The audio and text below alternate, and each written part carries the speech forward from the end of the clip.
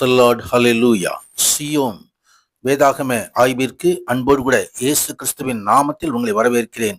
இந்த தினத்திலும் எபிரேயருக்கு எழுதப்பட்ட நிருபம் முதல் 6 அதிகாரங்களை தியானிக்க சர்வவல்லமை தேவன் தாமே நமக்கு கிருபை பாராட்டுவாராக.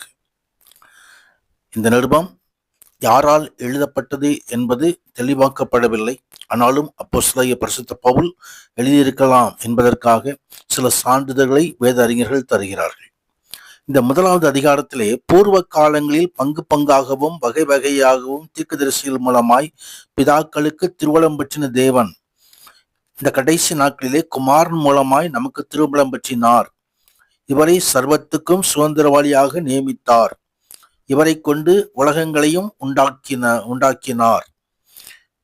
இந்த கடிதத்தின் ஒரு முக்கியமான மைய கருத்தை இந்த ஆரம்ப வசனங்கள் நமக்கு தெரிவிக்கிறது. முன்காலத்தில் தேவன் தம்மை வெளிப்படுத்த தீர்க்கதரிசிகளை பயன்படுத்தினார். ஆனால் படைக்கப்பட்ட அனைத்து பொருட்களையும் விட மேலானவர் குமாரன். அந்த குமாரன் மூலமாக நம்மோடு பேசியிருக்கிறார், தம்மை வெளிப்படுத்தி இருக்கிறார். தமது குமாரன் மூலமாக தரப்படும் தேவனுடைய வார்த்தையே இறுதியானது.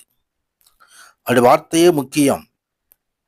சிலுவையில் தம்முடைய மரணத்தின் மூலமாக நமக்கு பாவ மன்னிப்பை சம்பாதித்த பின் தமது வல்லமையுள்ள அதிகாரத்தோடு தேவனின் வலது பார்சத்திலே உட்கார்ந்தார். இயேசுவினுடைய மீட்பின் பணி பரலோகத்திலும் தொடர்கிறதை நாம் இங்கே பார்க்க முடியும். அவர்தாமே தெய்வீக மத்தியஸ்தராக பிரதான ஆசாரியராக இடைவிடாது மன்றாட்டு வேண்டுதல் செய்து ஆவியினால் ஞானம் கொடுப்பவராக தொடர்ந்து அவர் நமக்காக வேண்டி வருகிறார். தொடர்ந்து 2வது விசுவாசத்தை விட்டு விலகி செல்கிறதை குறித்து எச்சரிப்பு தரப்படுகிறது. முதலாவது கர்த்தர் மூலமாய் அறிவிக்கப்பட்டு பின்பு அவரிடத்தில் கேட்டவர்களாலே நமக்கு உறுதிப்படுத்தப்பட்டதும் அடையாளங்களினாலும் அற்புதங்களினாலும் பலவிதமான பலத்த செய்கைகளினாலும் நம்முடைய சித்தத்தின்படி பகிர்ந்து கொடுத்த பரிசுத்த ஆவின் வரங்களினாலும் தேவன் தாமே சாட்சி கொடுத்ததுமா இருக்கிற இவ்வளவு பெரிதான ரட்சிப்பை குறித்து நாம் கவலையற்றிருப்போமானால் தண்டனைக்கு எப்படி தப்பித்துக் கொள்வோம் என்ற ஒரு கேள்வியை இங்கே வைக்கப்படுகிறதை நாம் பார்க்கிறோம். தேவகுமாரன் நமக்காக சோதிக்கப்பட்டு பாடுபட்டத்தினாலே சோதிக்கப்படுகிறவர்களுக்கு உதவி செய்ய வல்லவராயிருக்கிறார் என்பதையும் இந்த அதிகாரம் நமக்கு தெளிவுபடுத்துகிறது.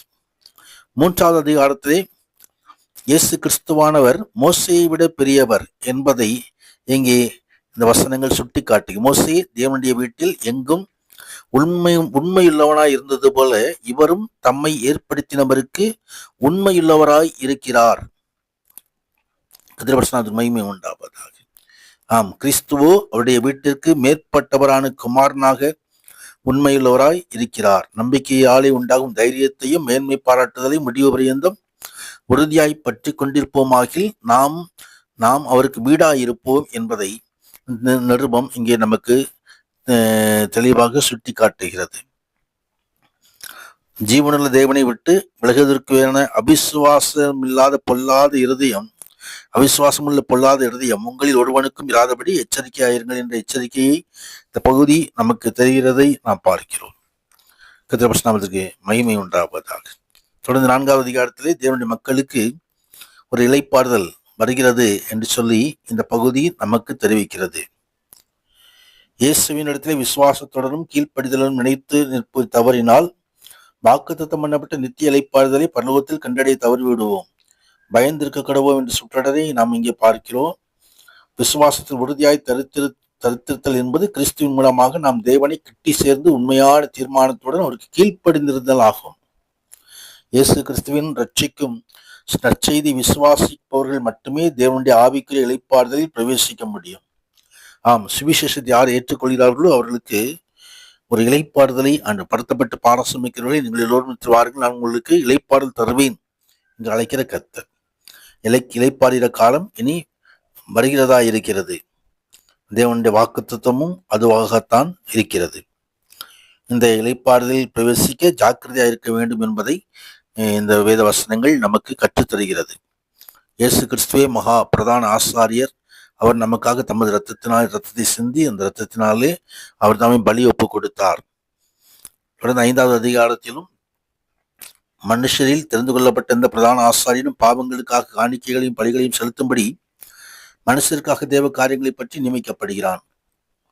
ஆனால் குமாரன் பட்ட பாடுகளினாலே கீழ்ப்படிதலை கற்றுக்கொண்டு அவர் பூரணரான பின்பு தமக்கு கீழ்ப்படுகிற யாவருக்கும் நித்திய ரட்சிப்பை அடைவதற்கு காரணமாகி மெல்கிசேதேக்கின் முறைமைப்படி பிரதான ஆசாரியன் என்று தேவனாலே நாமும் தரிப்பிக்கப்பட்டார் என்பதை இங்கே இந்த அதிகாரத்திலே நாம் பார்க்கிறோம். 6வது அதிகாரத்திலே விழுந்து போவதை குறித்ததான எச்சரிக்கை கொடுக்கப்படுகிறது. மீண்டும் மறுதலித்து போனவர்கள் தேவனுடைய குமாரனை தாங்களே மறுபடியும் சிலுவையில் அறைந்து அவமானப்படுத்துகிறபடியால் மனம் திரும்புதலுக்கு எதுவாய் அவர்களை மறுபடியும் புதுப்பிப்பது கூடாத காரியம் என்று எழுதப்பட்டிருக்கிறது. நாம் எந்த விதத்திலும் நாம் பின்வாங்காதபடிக்கு தேவனுடைய அசதியாயிராமல் வாக்குத்தத்தமான ஆசீர்வாதங்களை விசுவாசத்தினாலும் நீடிய பொறுமையினாலும் சுதந்திரத்துக் கொள்கைகளை பின்பற்றுவர்களாயிருந்து நம்பிக்கையின் பூர்ண நிச்சயம் உண்டாகும்படி நாம் தொடர்ந்து முன்னேறி செல்ல கர்த்தர் நமக்கு உதவி செய்வார். தேவனுடைய வாக்குத்தத்தின் உறுதியையும் தொடர்ந்து நாம் பார்க்கிறோம்.